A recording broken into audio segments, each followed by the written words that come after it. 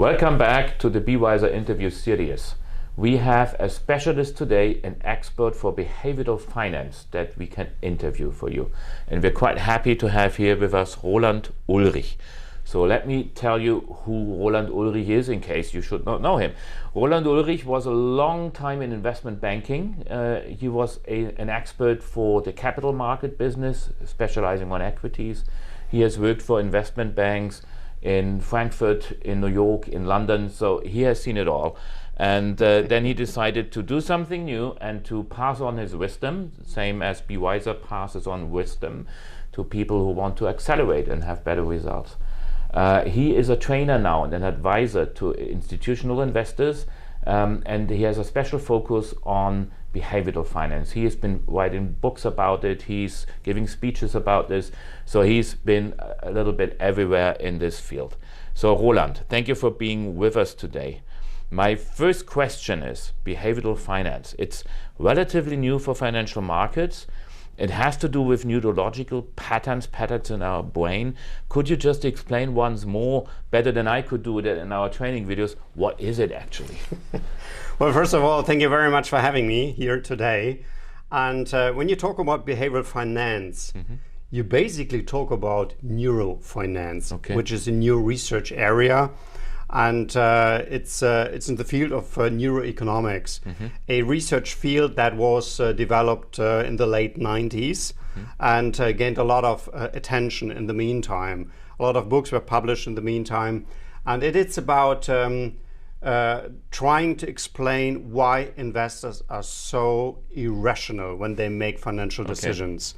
We know from behavioral economics that we are not rational individuals. We are very emotional, we are social individuals, and we make every once in a while very irrational decisions. And behavioral finance is trying to explain this behavioral pattern, this cognitive biases and all that kind of stuff. Neurofinance is actually going one step ahead, using the technology available today, using brain scans and the like, to basically prove what is going on between your ears. Like when you make financial decisions, they do experiments in the brain scan and they see which areas of the brains are activated when you make a financial decision, in which emotional state you are when you make financial decisions. And what we also have a sort of evolutionary heritage that drives our decision making as well. So there's a lot in there. And the beauty of neurofinance is, with the technology available today, we are able to explain investor behavior, and we can much better advise investors, portfolio managers, private as well as professional traders, how to do better in the markets. Okay, I got you. So basically, when I try to trade options, I might just have a brain that works like somebody who is hunting a mammoth or something like that, like 4,000 years ago, when we were still in a different environment. Okay, got you. But our brain is not, and this is something we have to understand, because the brain we have today is basically the heritage of millions and millions of years of evolution. And that is the result of it. And it changes only to a certain degree every 1,000-something years. So we still have this old pattern we used to need in order to survive in the Stone Ages. We don't need them today anymore, in particular not in financial markets, as you know. But we still have this, for instance, the flight and fight response pattern. This is an automatic subconscious pattern we have, and we also use in financial markets subconsciously, and we should definitely not use that. And these are things you really have to take into consideration and to understand how your brain works before you invest in the markets. So what are the most important patterns that keep us from being successful when investing? You just pointed out one of them. What are the other ones that are striking? Well, you know, from behavioral finance, all these cognitive biases, all the behavioral pattern that drive us to take profits too early in the markets, or to let losses run. And become bigger potentially. This is the disposition effect, and this is actually probably the most striking result of neuro-financial research. They can basically prove this concept developed by the Nobel Prize winner Kahneman, and basically saying we are risk taker in the loss area, and we are risk averse in the profit area. Like when you buy a stock at the price of 100 euros and it goes up to 110, you have a very strong bias to take profit. Yes.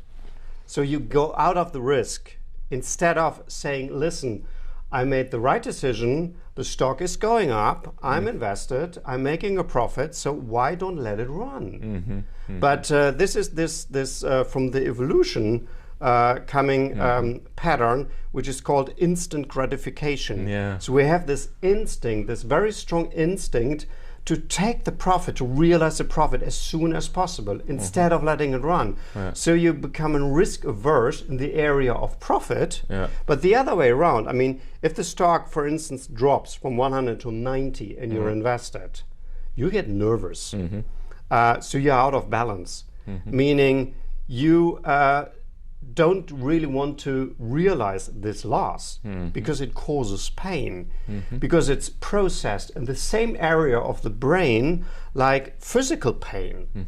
So, I mean, why do you want to suffer this pain if you don't have to? So you stay invested, and so you stay invested. So your losses start to accumulate. You move your stop loss limits. You maybe take them out, and so you stay in the market.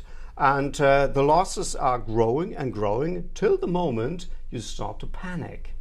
And that's what I call a cortisol shock. This is the panic hormone cortisol. And that basically triggers you to get completely out of your mind, and you just want to get out. You want to get rid of it. You just cannot take the pain anymore. And this is why private investors sell at the bottom and buy at the top.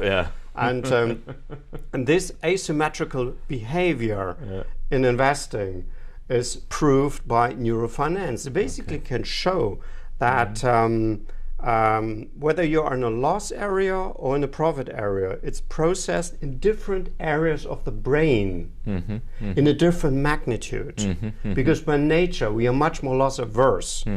And this is the one of those instincts, the survival instinct. So it's better to run away 10 times instead of getting like eaten up by a tiger or something. Something like that. And so it's better to take a small profit quickly and get out of the market, and at the same time very hesitant to realize small loss. When you took a wrong decision, you let the loss run till it gets so painful that you start to panic and get out of the market. Got you. Okay. Now, knowing all this, what is the best strategy to avoid these mistakes that are programmed inside of our brain? The only way to handle this in a much more rational and much better way is to have a clearly defined strategy and a trading plan. And rules. You've got to have a plan, a setup with clearly defined rules before you make an investment decision. Because as soon as you're invested in the market, you're no longer neutral. You get emotional. You get attached to your position. As long as you're not invested, you're fully rational. You have full access to your, it's called the prefrontal cortex, which is the area here in the forehead. And so as soon as you have full access to your reasoning, you can make smart decisions. And you make a plan like, okay, this is the amount of money I want to invest. This is a time horizon I want to be in the market. This is the take profit limit where I want to get out of the market. And this is my stop loss limit where I get out of the market because apparently I took a wrong decision. This is also you call it a threshold of pain. Like, what is your risk tolerance? I mean, you don't want to take too big of a risk. And this is the concept of money and risk management. You want to avoid big risk in your portfolio, because at the end of the day, you should not forget, if you lose 10% in your portfolio, you need 11% performance to get back to even. If you have a serious drawdown and you lose 50% of your portfolio, you need subsequently 100% performance to get back to even. And this is almost mission impossible. Absolutely. Thank you so much. So avoiding losses is a top priority. Absolutely. And I'm happy you say that, because it underpins everything that we tell you in our training about implementation, why it is so important to have an investment strategy in writing, why it is important to have clear rules for decision making and for execution, because only if you have these rules, you have a chance of tricking your brain that tries to trick you. And is there any form of benefiting from the mistakes of others based on this knowledge that you have?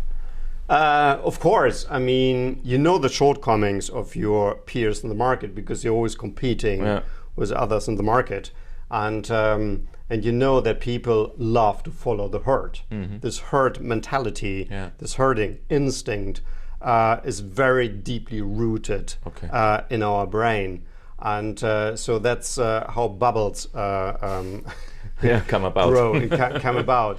And so that's what we have in the markets, like buying the dip. You know, okay, the central bank is providing liquidity and driving up the markets, and so it's a safe bet to buy the dip. So every small correction, you get back into the market. Or this, what we call the FOMO trade, fear of missing out. And this is a very strong psychological driver. You don't want to miss something. You don't want to miss an opportunity. And this is called regret aversion, because this is a very strong emotion. It's very hard to regret something. And so before you have to regret something, you just get in the market and you follow the crowd. You follow the market, you follow the crowd, till, you know, everybody, all the sheep's running to the edge of the cliff and then and fall down. Drop. Got you. Are there new findings that have come recently from this line of science that nobody has heard about yet, or anything that you see from universities, from research that people do? Anything you would like to share with us? There's a constant flow of research, because this is a very new field of research. And there are a number of books out, also in the book I wrote last year about trading psychology, the psychology of traders and investors. And a big part is about the neuroscientific findings, how we invest, and what's the reasoning behind it, and what is actually happening in our brain. What are the hormones that are driving us, like dopamine, or like adrenaline, or cortisol, or serotonin, and all the hormones that are driving us. And I mean, there's a constant flow of new findings coming out. And you think artificial intelligence will help at all in here? Up to a certain degree, it could. You're probably talking about robot advisors. Because the reason why they are launched is like, okay, we know human beings are irrational by nature. In particular, when it comes to investing, we are very irrational. And robot advisor is a very rational endeavor. And but you know, at the end of the day, what we see in big drawdowns, or when the markets like seriously crash, I mean, what do investors do? They start to intervene. I mean, nobody prevents you from getting back into the market and say, "Oh, I got to sell now. I got to sell now." Whether it's like an automatically managed portfolio, or whether it's an actively managed portfolio, you get nervous. You follow the markets, and so there's a strong tendency to intervene. So there are limitations, and if you look at the performance of those automatic portfolio management tools, they're not always the best. To say the least. Understood. Thank you so much. Thank you for being with us today, Roland, and for sharing your expertise with us. And to my audience, I would like to sum it up by saying that we've always been warned to easily trust other people. Now you know you shouldn't even trust yourself. So thank you for watching the BeeWyzer interview series. We'll be back soon. Thank you very much.